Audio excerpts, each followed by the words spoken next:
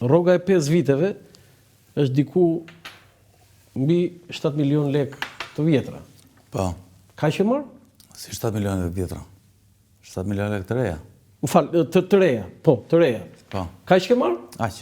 Aq ke marë? Po. Halal ti bëf, ke dalë mirë. është djesa jote.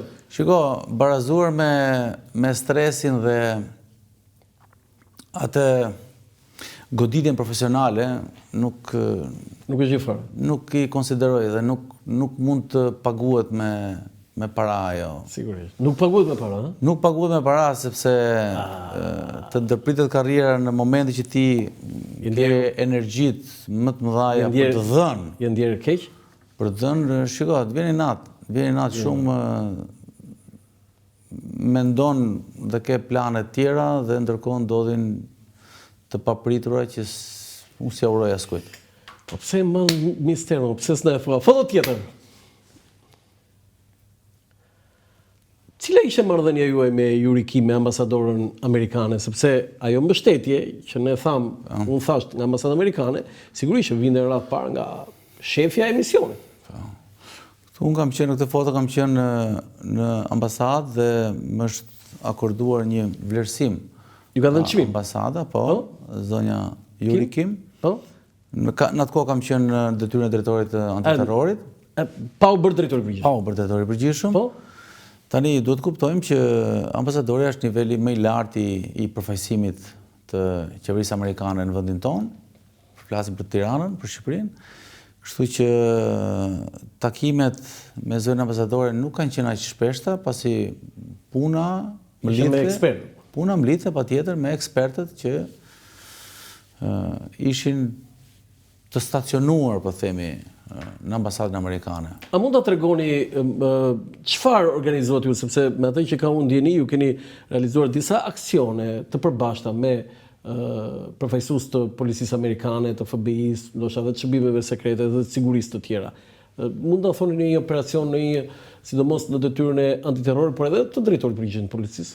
Shiko, operacionin që ne kemi realizuar bashkë me partnerët, domethënë, hetimet dhe operacionin e patjetër që kemi pasur konsulencë, po themi, dhe mbështetje nga Shtetet e Bashkuara, nga agjencitë partnere, jemi konsultuar pasi ekspertiza e tyre në këtë fushë dhe mbështetja teknologjike apo zhvillimi teknologjik ishte shumë herë më i madh se yni, kapacitetet, po themi.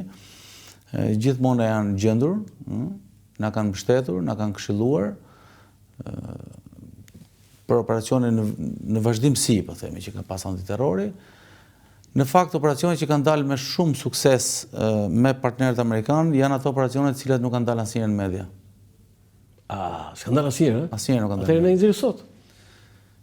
Shiko, ju thash që unë sot jam dhe lektor në universitet dhe më vjen mirë që kam mundësinë që atë eksperiencë, atë ekspertizë që unë kam pasur gjatë gjithë karrierës time në polici, ta ndaj me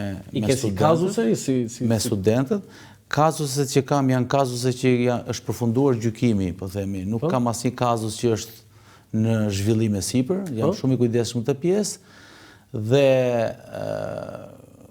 i gjithë ky informacion, po themi, apo i gjithë ajo punë dhe eksperiencë, mua profesionalisht nuk më lejohet. Nuk lejohet ti tregoj. Që unë ti tregoj. Domethënë nuk janë ato të Siris.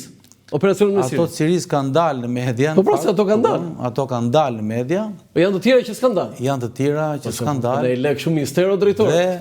Dhe po ju them me bindje që policia ka ekspert, ka profesionist. Shumë të mirë.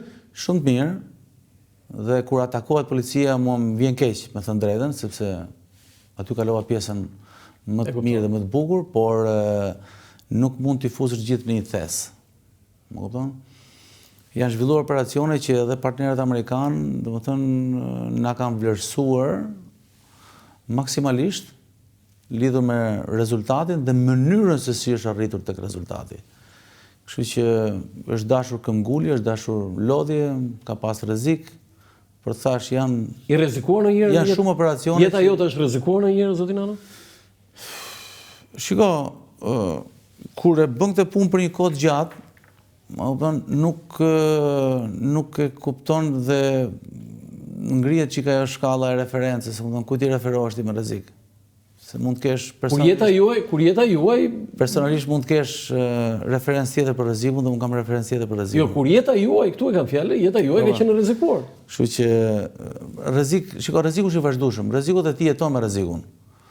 Dhe ndryshe është një gazetar, ndryshe një drejtor policie. Ndaj të them pra, cila është referenca juaj për rrezikun, sepse kur jeton për ditë me rrezikun, ndoshta, kupton, e quan normale edhe një... Dhe ju e quani normale? Edhe një kërcënim që mund të bëhet, edhe një, ku di unë, kanosje që mund të ndodhe, etj. Por jam mësuar gjithmonë me ka një shprehje shumë bukur të ndërkombëtarët që thonë be comfortable being uncomfortable. Duhet mësohesh me atë pa komoditetin tënd, duhet të jesh rehat me pa komoditetin tënd, që do të thotë që duhet të jesh gjithmonë alert, që nuk duhet të mbys rutina dhe nuk duhet ta flesh mendin që shikoj se nuk ka rrezik edhe në detyrën e drejtorit përgjithshëm të policisë, a ju kanë kërcënuar ndonjëherë zotin Ana?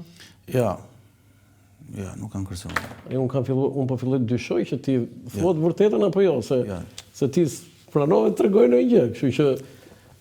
Ja, nuk kanë kërcënuar. Jeta juaj ka qenë në një rrezik si drejtori i përgjithshëm të policisë?